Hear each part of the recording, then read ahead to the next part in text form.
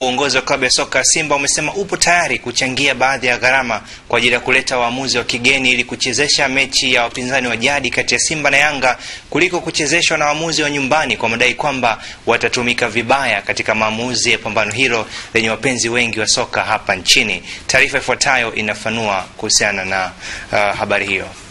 Kauli hiyo imetolewa na msemaji wa Simba Haji Manara wakati akizungumza na waandishi wa habari jijini Dar es Salaam kufuatia kauli ya TFF kupitia kamati ya masaa 72 iliyotolewa jana juu ya kuendelea na uchaguzi wa mwamuzi aliyechezesha pambano kati ya Simba na Yanga mzunguko wa kwanza Martin Sanya na timu hizo kutoka sare ya bao 1-1, lakini pambano hilo likiingia dosari kwa baadhi ya mashabiki kung'oa viti.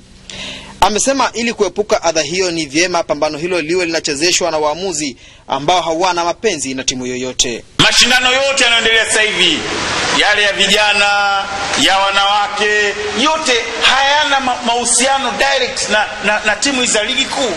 Ligi ikitakapoanza kila baada ya siku 3 tunacheza mechi, wakati hapa tumekaa siku 40 za kupoteza bure tu. Manara hakuishia hapo, akazungumzia mabadiliko ya ratiba kila wakati kubadilishwa wakati ligi kuu ikiendelea, ambapo amesema kamati ya utendaji ya Simba inatarajia kukutana na rais wa shirikisho la soka Tanzania Jamal Malinzi pamoja na bodi ya ligi kuangalia matatizo ya mabadiliko ya mara kwa mara, ikiwepo kupumzika kwa muda mkubwa bila ligi kuendelea.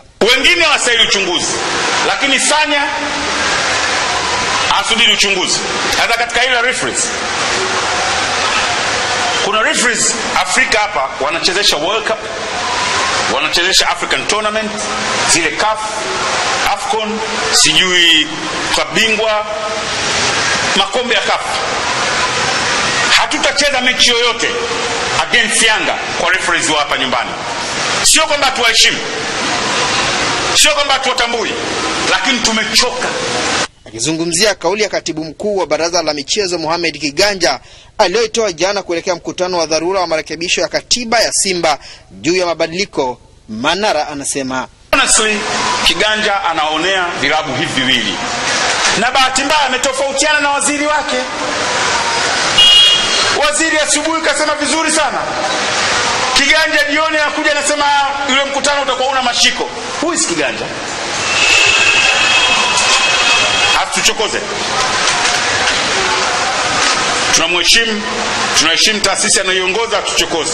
Kiganja alizungumza na waandishi wa habari akieleza kuwa serikali na wanamichezo wote wanatambua ubora wa mabadiliko, lakini wakipinga vikali Simba na Yanga kwenda kwa mfumo wa kukodishwa na ile ya hisa.